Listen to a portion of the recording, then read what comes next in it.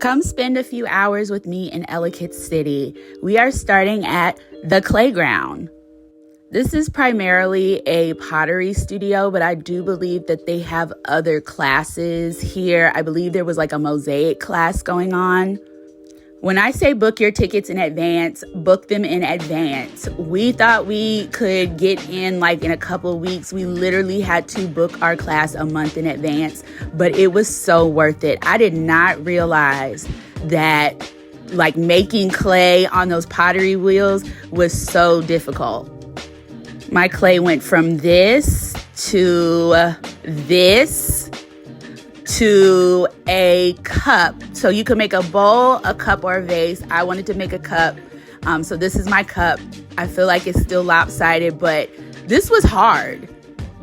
The next thing we did was go to Crazy Mason's, which I did not know this place existed. My friend did.